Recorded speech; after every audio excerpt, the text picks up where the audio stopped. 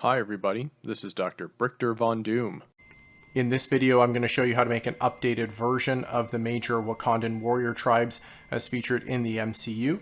On the left, we have the Dora Milaje. Then at the back here, we have the Border Tribe. Then we have the Wakandan Royal Guard, or King's Guard. And then on the right here, we have the Jabari tribe, which I've shown you how to make previously, but is now updated. So let's dive right into how you make each group.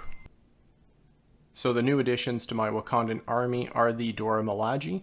In the center we have Okoye, who I have shown previously, but still uses that original orange torso from the first Black Panther movie sets. I just swapped out the orange arms for red arms, which I think is more accurate, and she has an updated head.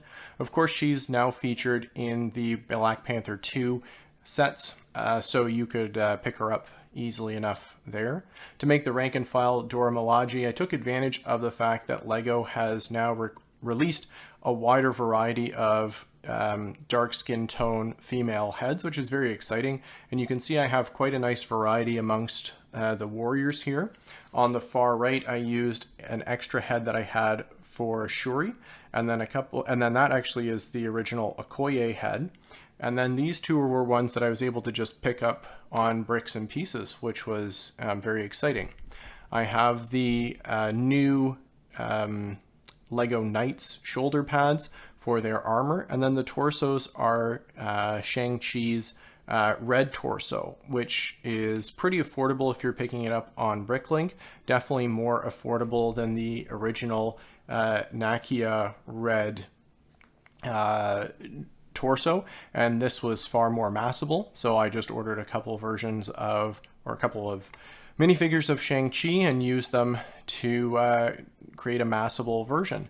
Now, in the movies, they don't have any hair, but I liked the variety of having these sort of long mohawks, and they do hide the dual printed face at the back, which I also like. And then they have their silver vibranium spears.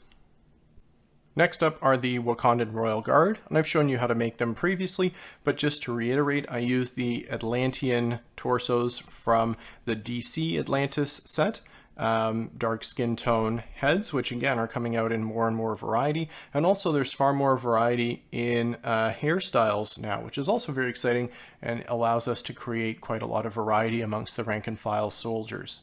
The legs are black legs with the gold hip printing from the Atlantean warriors, purple hands from the Chitauri warriors, again, silver vibranium spears, and then custom made narrow purple capes, since finding enough purple capes to make these in LEGO was quite a challenge. Next up are the warriors of the Border Tribe. So I'm quite excited to have these all masked, and again, just have a variety of faces for them and a variety of hairstyles. The capes I custom made, just found some blue cloth and cut them out in the style of the current LEGO capes. I think it turned out pretty well. The torsos are a bit tricky to find. I like the Ninjago torso the best, and if I could find those easily on Bricklink, I would have just used those for all of the warriors, but as it is, that wasn't possible, so I looked for other dark tan torsos to kind of mimic their style of clothing, and so I used a Mace Windu torso and a couple of the sort of squire torsos from the classic Knights set. They all have dark brown pants and then their curved swords, and I'm quite happy with how they turned out. And then finally, I have my updated versions of the Jabari tribe warriors. So in the center, M'Baku is essentially unchanged. He has a mohawk hairpiece. His face is one of the characters from the Daily Bugle set, although I believe that face is now also available in one of the Hoth Rebel Troopers battle packs, which makes it much more accessible.